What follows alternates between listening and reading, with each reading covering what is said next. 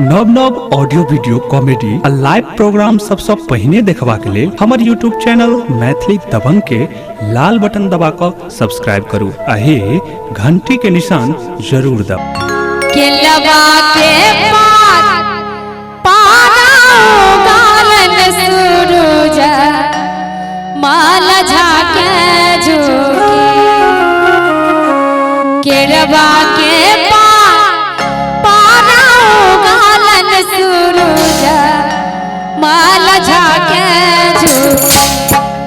से हो झाके झूठ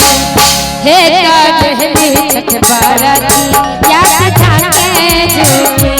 हे कटहली छठ बाराती या झाके झूठ दिलवा के पास पारो गालन सूरज माला झाके झूठ दिलवा के पास पारो गालन सूरज माला झाके झूठ से हो झाके झूठ हे कटहली छठ बाराती या झाके झूठ हे कटहली छठ बाराती या झाके झूठ।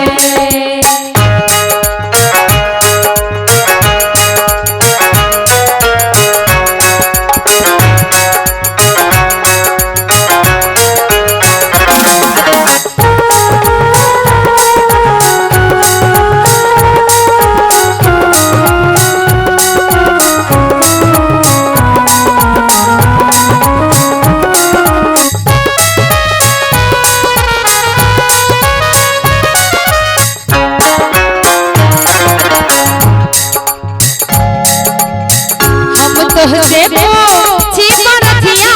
बाराती याद केकरा लागी हम तोहसे पूछी परथिया बाराती याद केकरा लागी से हो केकरा लागी हे कटहली छठ बाराती याद केकरा लागी हे कटहली छठ बाराती याद केकरा लागी।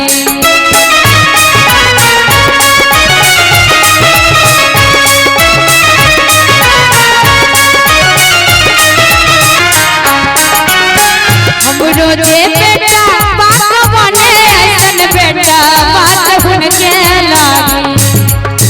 हम रोजे बेटा बात बने ऐसन बेटा बात हुन के लागी से हो हुन के लागी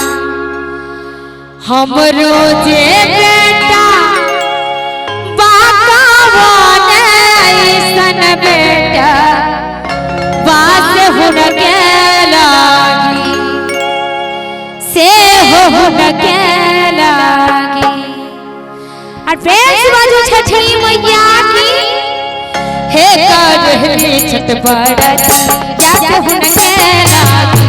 हे कटहली छठ बाराती या हो के लागी।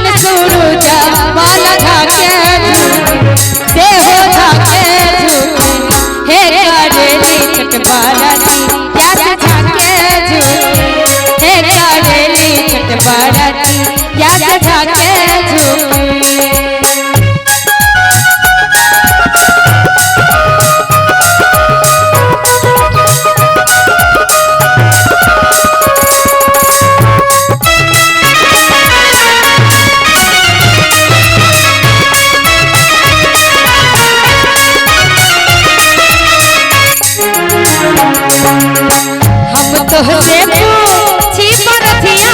बाराती याद केकरा लागी हम तोहसे पूछी परथिया बाराती याद केकरा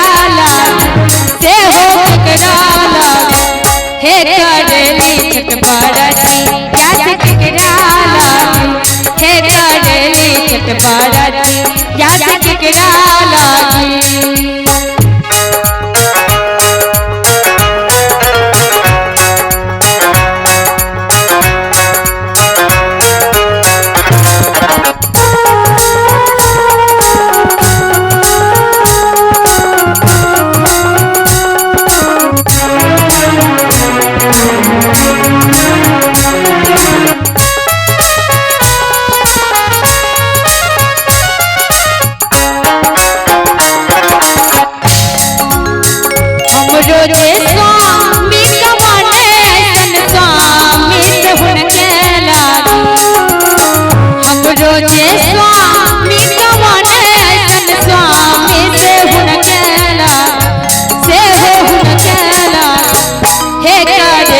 छठ बरतिया से हुनके लागी, हे करेली छठ बरतिया